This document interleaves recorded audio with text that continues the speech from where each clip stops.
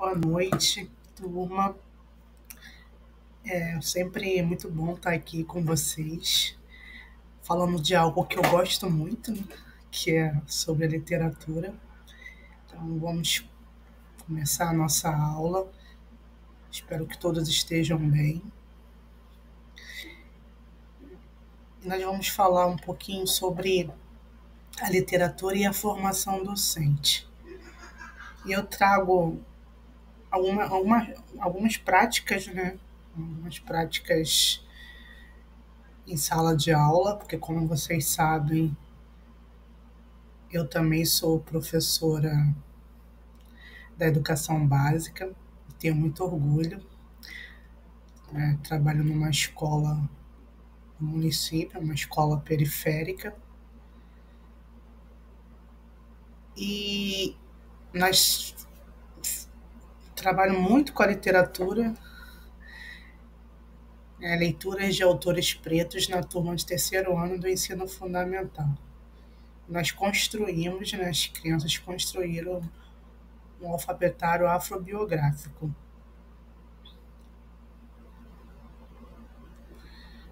Sou uma mulher preta, vou estar me apresentando. Sou uma mulher preta, mãe do Adriel, esposa do Glaucio. Amo ler, café, adoro tomar café com as amigas, bater um papo, né, um bom papo, né? O café sempre me conectou. Pessoas que até hoje fazem parte da minha vida. Tenho graduação em pedagogia, sou professora, como eu disse, nos anos iniciais, na Secretaria Municipal de Educação aqui do Rio de Janeiro. Sou mestre em educação no programa de educação profissional e tecnológica, que é o ProfEPT, no Colégio Pedro II. Também fiz minha especialização em residência docente no Colégio Pedro II. Também tenho especialização em orientação educacional e pedagógica, especialização em educação especial e inclusiva, também especialização em neuroeducação. Também também sou especialista, né, em tradução e interpretação em Libras. E mês que vem vou estar iniciando um curso técnico em tradução e interpretação na língua brasileira de sinais. Estou super animada. Participo de 2 grupos de pesquisa na Universidade Federal do Rio de Janeiro, UFRJ. Um grupo de pesquisa é um grupo de pesquisa narrativas, que é o COMPAS, que significa Conversas entre Professores, Alteridades e Singularidades. Nossa linha de pesquisa é a pesquisa narrativas, né, do cotidiano. E é coordenado pela professora Graça Regina Franco.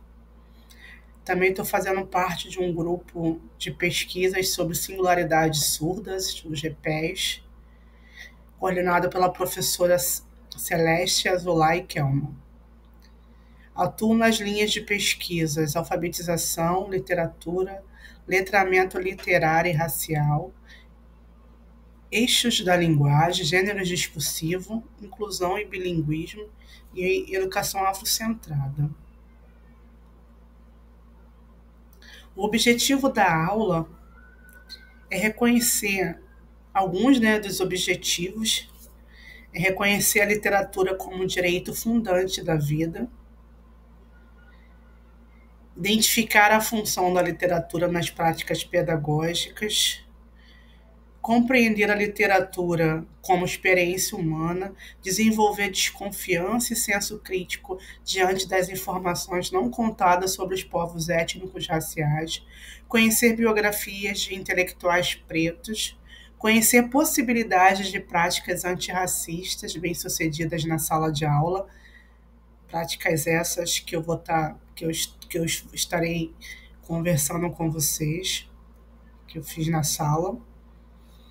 Apostar nas escutas, diálogos e nas interações como importantes elementos de formação e mudanças das visões de mundo. Conversar sobre o racismo estrutural e o pacto narcísico, analisar trechos da música Racismo e a Burrice, de Gabriel Pensador, tecendo com a literatura antirracista. Os desdobramentos, né? Meu encontro com a literatura. Né? A literatura, ela é tudo na minha vida. Ela tem mudado a minha vida, a minha prática. Eu fiz uma pesquisa literária também no meu mestrado. Então eu iniciei esse meu processo identitário racial, que foi através da literatura, nas formações de grupos de encontros que eu participei, participo até hoje, mas o marco mesmo foi em 2018, quando eu participei de um grupo de pesquisa na UFRJ, e lá eu ouvi pela primeira vez, né, sobre a escritora Carolina Maria de Jesus. Eu não a conhecia, nunca tinha escutado falar sobre ela, e isso em 2018. E, e eu, aquilo foi a chave na minha vida, porque a partir desse encontro, dessa autora que eu conheci, eu comecei a me identificar como uma mulher preta, que antes eu não me achava assim. Então, nessa travessia dolorosa, eu tive encontros com outras escritoras pretas, né, como a Bell Hooks, Sagrada Quilombo,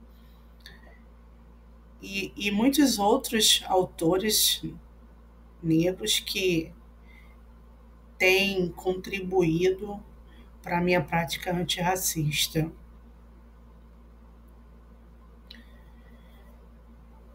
E aí eu trago, né, a literatura e a formação docente antirracista. Para que ela serve? Né? A literatura, ela é uma necessidade universal. Tem um autor, que é o Antônio Cândido, que ele fala que a literatura, ela é inalienável, é um direito nosso, é um direito, né?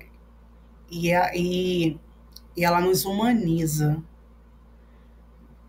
Como usar, como trabalhar com a literatura na sala de aula? Né? A prática da literatura consiste na exploração das potencialidades da linguagem, da palavra, formação docente e do não apagamento das histórias étnico-raciais. E como começar com a literatura na sala de aula, ou nesse nosso processo de formação docente? Ela vai estar nos ajudando, né? Primeiro que ela vai romper com os estereótipos raciais, nos ajudando a enxergar a negritude, as suas lutas e resistências e enfrentamentos na sociedade. E a dica que eu deixo é para a gente ler muito, qualquer tipo de literatura, mas principalmente autores negros que se informar sobre o racismo, identificar preconceito dentro de nós que nós temos. Né? Tem um autor que é o Florestan Fernandes, ele fala que tem uma frase dele que é o preconceito de não ter preconceito. Então, todos nós somos preconceituosos, a gente só tem que enxergar isso e romper. Né? E reconhecer os privilégios brancos, que são totalmente diferentes e que não alcança as pessoas marginalizadas, né? Que são justamente as pessoas periféricas. E a literatura, né, ela tem essa relação de poder. Nós sabemos que a sociedade ela é racista, porque estruturalmente ela materializa o modo de socialização que tem o racismo no cerne, e só é possível combatê-lo por meio de práticas antirracistas. Essa concepção estrutural, que é o conceito de racismo institucional, é um ganho nas relações racializadas.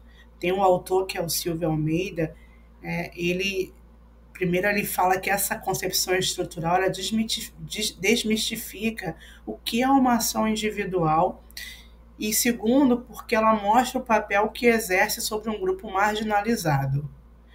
A autora Cida Bento, ela fala, né, esse termo veio dela, ela cunhou esse termo do pacto narcísico, que é um acordo não verbal entre pessoas brancas para que cada vez mais ocupem posições privilegiadas em detrimento das pessoas negras, né? E essa desigualdade, porque ela é política, ela é econômica, então são vários tipos de desigualdade. E a literatura ela nos ajuda a nos pertencer, né? A reconhecer o nosso lugar.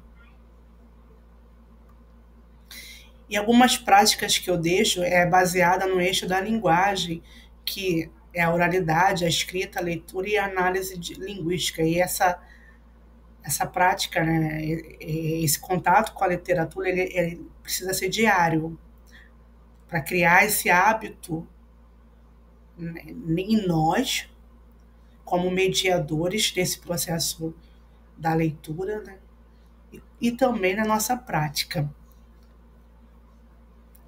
E ela vai nos proporcionar aqui nessa turma, eu pude falar sobre a autora Carolina de Jesus, que eu só conheci em 2018, mas aqui eles no terceiro ano do ensino fundamental estão tendo esse contato. Falei um pouco sobre a Conceição Evaristo, né? O conceito de escrevivência, que ela também vem falando. E aí muitos assuntos são construídos com eles. A gente conversa sobre conceitos, né, sobre os estereótipos. E a partir dessa prática, as escritas surgem, os desenhos, que são meios de linguagem, e vai gerando uma conscientização, porque nós não temos essa capacidade de conscientizar ninguém. Mas a gente consegue, através da literatura, provocar essa clareza. O que ela pode provocar a literatura? Quando nós lemos autores negros, como a Carolina de Jesus e outros, né, as crianças negras elas se sentem autorizadas para denunciar até casos de racismo, as microagressões raciais no cotidiano escolar. E elas vão contando, vão narrando as suas dores, as suas experiências. Nós construímos, nós construímos um alfabetário afrobiográfico, que também foi uma proposta bem bacana. Foi uma aposta autoral minha, depois de vários meses falando sobre autores negros, nós criamos esse livro, né? Esses cards, e eu tive como referencial a Enciclopédia Negra que eu levei para a escola, e a gente foi aí falando sobre poetas negros do movimento negro, várias profissões de pessoas negras que esse dicionário estava explicando. E as crianças, como elas já estavam influenciadas pelas nossas conversas, elas toparam construir esse alfabetário. A minha metodologia,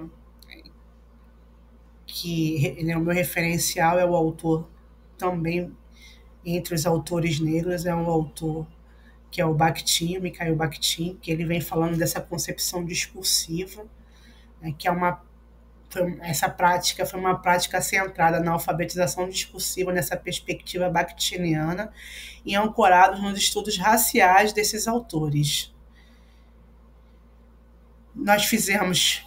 Eu fiz primeiro os desenhos, o desenho não, né, mas a borda, né, dos cards no Canva, e os desenhos, as fotos nós imprimimos e eles foram escrevendo. Isso foi nos aproximando, né, contatos com eles. E aí a reflexão, traga essa reflexão que é saber que essa experiência é uma experiência única, que essas narrativas, e eles têm essa possibilidade de não permitir, de enfrentar o racismo e as suas microagressões. Então foi um momento muito especial, foi uma escuta. E no final, assim, eu trago uma música do Gabriel Pensador nessa roda de conversa, que aí eu deixo para estar conversando com vocês. Vocês vão estar tendo essa possibilidade de fazer essa análise, tá bom? Dessa música. Muito obrigada.